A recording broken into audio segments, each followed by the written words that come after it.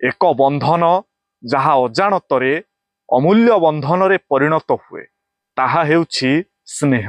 ଯେଉଁଠାରେ କହିବାର କୌଣସି ସ୍ୱାଧୀନତା ନାହିଁ ଯେ ତୁମେ ଯାହା କରିଛ ତାହା ଭୁଲ ବୋଲି, ସେଠାରେ ବନ୍ଧୁତା କେବଳ ଏକ କାଳ୍ପନିକ। ସମ୍ପର୍କରେ ଯେତେବେଳେ ସ୍ୱାର୍ଥ ହାସଲ ହୋଇଯାଇଥାଏ ସେତେବେଳେ ଛାଡ଼ି ଚାଲିଯିବାର ଗୋଟିଏ ନୂଆ ବାହାନା ସୃଷ୍ଟି ହୋଇଯାଏ, ଯାହାର ନାମ ହେଉଛି ପରିସ୍ଥିତି।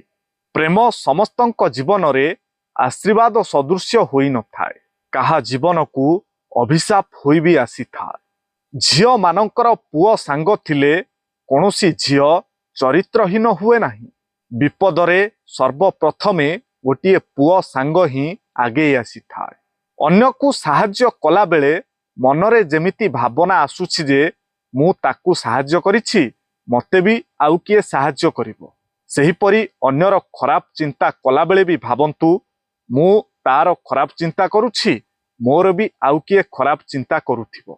କୌଣସି ବ୍ୟକ୍ତି ଆମର ମିତ୍ର କିମ୍ବା ଶତ୍ରୁ ହୋଇ ସଂସାରକୁ ଆସିନଥାଏ। ଆମର ବ୍ୟବହାର ଆଉ କଥାବାର୍ତ୍ତା ହିଁ ଲୋକଙ୍କୁ ଆମର ଶତ୍ରୁ ଅବା ମିତ୍ର ବନେଇ ଦେଇଥାଏ। ନିଜେ ଜବାବ ଦେବା ଦ୍ୱାରା ମଣିଷ କମ୍ ଅନୁତାପ କରିଥାଏ, କିନ୍ତୁ ସମୟ ଯେଉଁ ଜବାବ ଦିଏ ମଣିଷ ତାକୁ ପୂର୍ଣ୍ଣତାର ସହ ଅନୁତାପ କରିଥାଏ। ଏହାର କୌଣସି ମୂଲ୍ୟ ନାହିଁ ଯେ ତୁମେ କେତେ ଧୀର ଗତିରେ କାମ କରୁଛ। ଯେ ପର୍ଯ୍ୟନ୍ତ ତୁମେ ଅଟକି ନାହଁ ସେ ପର୍ଯ୍ୟନ୍ତ ସଫଳତାର ଲକ୍ଷ୍ୟ ରହିଛି। ସାଙ୍ଗମାନେ, ଆଜିର ଦୁନିଆର ନୀତି ବି ବଡ଼ ଅଜବ। ଏଠି ଅନେକ ସାହାଯ୍ୟର ଗୋଟିଏ ପ୍ରଶଂସା ମିଳୁ କି ନ ମିଳୁ, କିନ୍ତୁ ଗୋଟିଏ ଭୁଲର ଅନେକ ନିନ୍ଦା ନିଶ୍ଚୟ ମିଳିବ।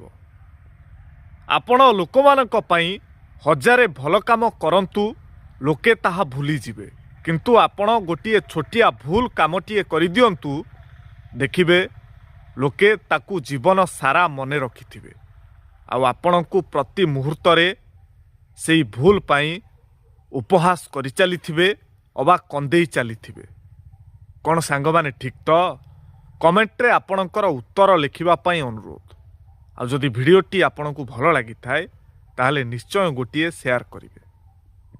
ସାଙ୍ଗମାନେ, ସମୟ ସବୁଠାରୁ ଗୁରୁତ୍ୱପୂର୍ଣ୍ଣ। କାଲି ପଙ୍ଖା ସାଙ୍ଗରେ ଥିଲା, ଆଜି କମ୍ବଳ ସାଙ୍ଗରେ ଅଛି। ସମୟ କେବଳ ଜିନିଷକୁ ନୁହେଁ, ମଣିଷମାନଙ୍କୁ ବି ବଦଳେଇ ଦେଇଥାଏ। ଯେମିତିକି ପୁଅ ଅବା ଝିଅ ବାହାଘର ପୂର୍ବରୁ ଯେମିତି ଥାଏ, ବାହାଘର ପରେ ସମ୍ପୂର୍ଣ୍ଣ ବଦଳି ଯାଇଥାଏ। କ'ଣ ସାଙ୍ଗମାନେ ଠିକ୍ ତ? କମେଣ୍ଟରେ ଆପଣଙ୍କ ଉତ୍ତର ଲେଖିବା ପାଇଁ ଅନୁରୋଧ।